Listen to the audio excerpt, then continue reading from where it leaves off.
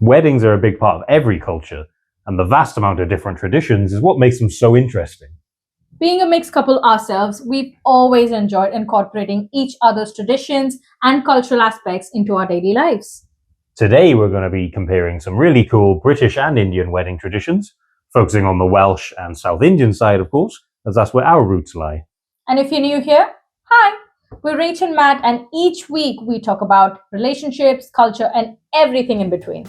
So if you're into real conversations with lots of banter, then hit that subscribe button and let's get into it.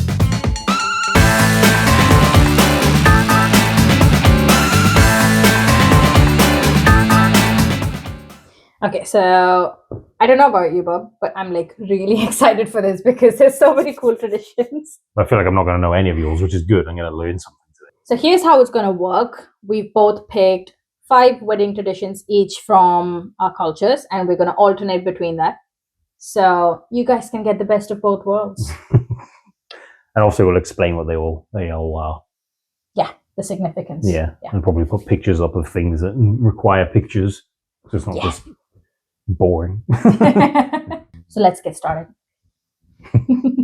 So the first one I want to talk about is probably quite a classic one when you think of Welsh and more broadly British wedding traditions, which is the exchanging of wedding rings during the ceremony.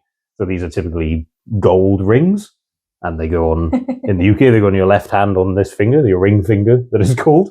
And these are meant to symbolize that you're now bound together. So they're wedding bands, so you're then bound together for, well, eternity. If you're looking for something that's more Welsh-centric, love spoons are quite traditionally exchanged. Not so much in a wedding, usually before a wedding. So a love spoon is just like a wooden carved spoon. And in Wales, when you give it to the person you love and they give you one, you're showing that they're the person you're choosing. I've seen some love spoons. We don't have one.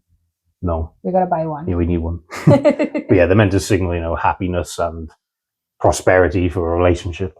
Right, so the first tradition that I'm going to talk about from the South Indian aspect is the haldi ceremony, or in my culture, like in Telugu, they call it pelli koduku or pelli kuturu ceremony, which means groom and bride. This is a common ceremony throughout the country as well, not just in South India. It's like the women and close friends of the bride and groom's family apply a paste of turmeric and flour and essential oils to the bride and the groom to give them the golden wedding glow. I think traditionally this was done to protect them from any diseases they might encounter, because at weddings you meet a lot of people and you hug them. So it was supposed, because turmeric is antiseptic. You're supposed to oppose that. I think it's cool. Sounds like difficult to get out of clothing, though. Everything's just stained yellow forever. Oh, you just have to. You just throw away the clothes. Yeah, you just have, people who are not, of course, the bride and groom have their own clothing for it, but people who are not the bride and groom still get involved. And it's like Holi, the festival of colors. It's like Holi, but with turmeric only. So people just wearing jeans and white t-shirt. They just wear whatever clothes they don't care about. So, because you're going to have to discard it. That's just how it is. It was fun. It can get nasty. That's cool. So on the topic of clothes, actually, my next one is traditional clothing. Ooh. So obviously in the UK and a lot of Western places, the traditional bridal outfit is a white, really long dress, and it's meant to signify purity typically because it's associated with Christianity and Catholicism, I guess.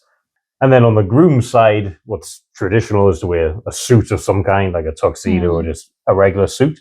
However, if in Wales, if you want to make this more Wales-centric, then the woman's dress could incorporate parts of the traditional Welsh women's clothing. So it could have like tartan and like frilly bits on it, I guess, which is like the Welsh maiden outfit. Oh, that's and so then cool. The man could wear a kilt. So public service announcement. PSA that kilts aren't just Scottish, they're a Celtic thing. So Irish, Scottish and Welsh. So there are Welsh kilts. And if you saw a traditional Welsh wedding, the man would probably be wearing a tartan kilt of some kind. That's so cool. Okay, the next one here we're going to talk about in South Indian. But again, this is also a blanket tradition to all Indian weddings. It's the henna or the mehendi ceremony. And here as the name suggests, the bride gets covered in henna, hands and legs, probably up till here. A lot of people go all the way up till here. And it's not just the bride, it's also the bride's friends and the women in the family. So whoever's doing your henna is going to make shitloads of money that night. It's believed that the redder your hands get with henna, the more your husband loves you, your partner loves you. So make sure you get it dry and then soak it in lemon and sugar water and then get it to dry again. It's at least a 4-hour process.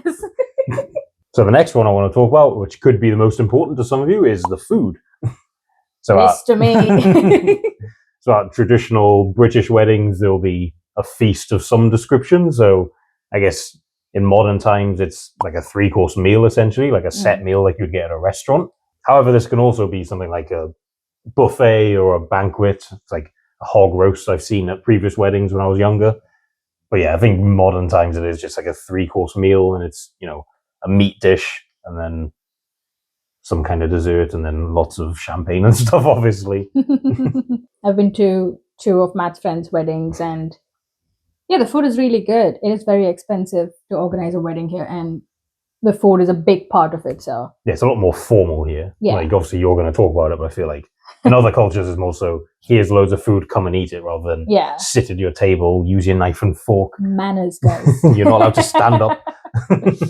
But I love that there's so much booze at the wedding. So while we're on the topic of food, we have to talk about Indian wedding buffets. Come on, guys. If you've been to one, you know exactly what I'm talking about. I unfortunately haven't yet. Yeah. But yeah, traditional South Indian buffet, a traditional South Indian wedding meal is quite different to a regular Indian wedding buffet, because I'm from Hyderabad, so we have, I've seen both kinds. And the regular buffet one, which is the blanket one, is just it's a huge buffet with this chart going on there. Some they have biryanis and they have curries and they have starters and they have desserts, like a big section of everything. And most things are pretty good. And you can, of course, go ahead and refill however many times you want. Nobody's going to question. It's just a part of the experience, and it's amazing. And you're going to need a big nap after that meal.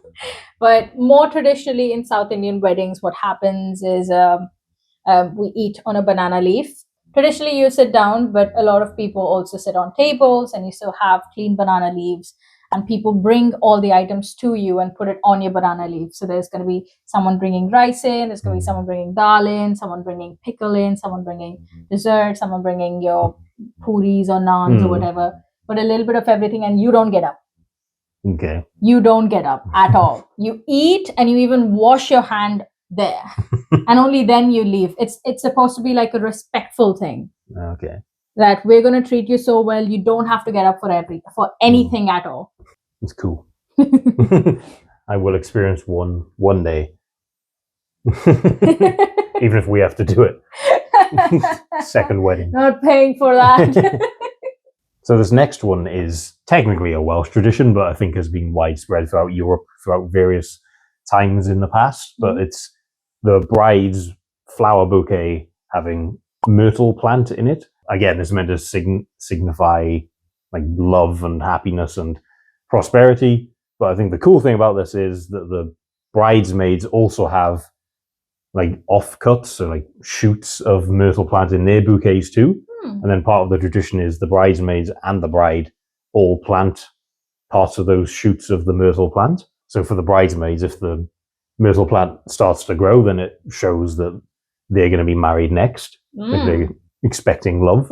And then if the bride's myrtle plant grows, it shows that she's going to have a happy marriage. Oh, that's so sweet. And I just think that's like a really cool, detailed tradition. That is really cool. It's better than just, you throw the bouquet and whoever catches it, they're meant to get married next. Yeah. It's basically like an in-depth version of that. Yeah. And it's cute. Aww. Now I'm going to talk about a very important aspect of South Indian weddings. A common one that goes around in South Indian cultures, which is exchanging garlands. So, well, A lot of people exchange rings as well, but that could be Western influence. And there's also like rings exchanged during your engagement. So that's not necessarily what happens at the wedding. Mostly what happens at the weddings is the garlands exchange, which is going to happen in almost every Indian wedding that we know, regardless of religion. There's a funny competition later as well, like who can put the garland over whom first, sort of thing, because all the men in the family just pick up the bride and the groom, and they have like, you should try and get it over your partner. Like pin the tail on the donkey. Yes, like that. But whoever gets it on themselves first is supposed to be the loser, because they caved in first. Yeah. That sort of thing. But it's really cool. So for this last one, I'm just going to combine some old style Welsh traditions because I thought they'd be interesting to talk about. So the first one is called Mari Lwyd, which is quite interesting. So basically what happens is they have a horse's skull and they decorate it with ribbons or flowers. And if it's for a wedding, they can put a bridal veil on it. Wow. And like with everything, apparently this signifies prosperity and happiness and, can mean your wedding will be blessed. I think this is more traditionally used for like festivities, so like Christmas and New Year's, but they can also be used for weddings. And then the other one I wanted to mention was bride napping, which from the name, you can probably guess what it is. It's not about bride sleeping. It's about the family of the bride kidnapping, jokingly kidnapping the bride. And then the groom has to find her and, claim her to prove he's worthy. I don't think this is done anymore, but this is, a couple hundred years ago, it would be quite common in Wales. Wow. That's so cool. Have you seen that episode of The Office? If you want your bride, then buy us a drink. Basically that. That is cool. Wow. Okay, the last South Indian wedding tradition we're going to talk about today is some fun wedding rituals and games. Yay. Yay. So there are a lot of games that are played at Indian weddings in general, and different ones played throughout the country. So I just wanted to mention a couple which I think are cool and interesting. Let's start with the ring finding game. As the name suggests, the couple has to find a ring.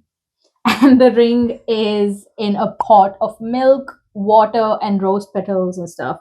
So it's hidden in a pot, and the couple have the pot in front of them, and they both put their hands in, and they're supposed to find the ring. Like whoever finds it first wins, clearly. Yeah. The fun about this is that because traditionally a lot of Indian weddings are arranged marriages, there's a lot of like tension and shy feelings between the couple. So they want to break the ice. So these games are supposed to be fun icebreakers. Yeah. And another thing, just a callback from the henna tradition I spoke about earlier, the groom has to find his name in the bride's hands because it's hidden within the henna design, and it's not like the whole name appears at one point. You have different letters hidden in different parts, and the groom has to find it then. We did this, right? Is in the henna thing. Yeah. Was that? I can't remember if it was after we got married or not. Yeah, it was a wedding henna. I put your name in my hand, and I wanted you to find it. So we did do something. Yeah, we did do it. Yay! Last but not the least, another favorite tradition of mine that happens in Telugu weddings and a lot of South weddings. So, for context, you need to know what these things are. Insert image. They are called akshantalu. Well, it's rice with turmeric. Sometimes there's a bit of saffron sometimes. But these are used as blessings. Taking this to the next level, there's a game after they get married where there's a pile of, turmeric coated rice in front of the bride and groom, and you just have to bless your partner. Like, just keep pouring it on them, and it becomes like so competitive. Who's going to do more of it? And then some people just like take the whole plate and they pour it on their partner, and it's just fun. Again, this is another game, I think, which is so couples get to know each other and have that friendly banter from the beginning. Yeah. It's kind of like confetti that we do here after you get married, kind of just throw confetti on the married couple. Yeah. I think my favorite one biased aside, was the myrtle plant in the bouquet tradition for the Welsh weddings or British weddings in general. But I think that was really cool and like quite wholesome and quite in depth. I kind of liked it. Yeah, that's really nice. Okay, my personal favorite has to be food. I'm sorry, I'm a foodie. Just food. I'm going to say yes to food in the Welsh culture. I'm going to say yes to food in Indian culture. Yes, just yes. Just yes. Just yes. I mean, yeah, you can't go wrong with food. Wedding food just hits different. Overall, I think it's really important we have so many different traditions across different cultures. It adds uniqueness to each wedding. Yeah. And just makes it more interesting. Yeah, there's so many cool things. I also do believe that there are many traditions, but again, we can choose which ones we do want to incorporate into our own lives. As long as there's no malice involved, it's all good. Yeah. The ones that are culturally significant, it's important to, keep them around. Yeah. Well, do you want to know what wedding traditions we had for our wedding? Suit and white dress was one thing. Yeah. We do have rings now. Rings, yeah. We did vows, which is quite traditional. Yeah.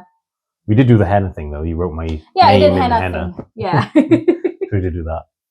You had to search for it, and did you find it? Yeah. So he says. I think I did. I don't remember. I didn't have any horse skulls available, though, so I didn't do that. But yeah, we're going to get love spoon soon, so yeah. That's one thing we can have. I had fun researching for this video. There's so many things out there. I learned some new things about both Welsh culture or British culture in general, and also from yours from the video. Thanks. But anyways, thank you so much for watching, guys. We really hope you enjoyed this video. If you have any really interesting wedding traditions that you know, then let us know in the comments below. And while you're down there, don't forget to like, share and subscribe. And we'll see you in the next one. Bye.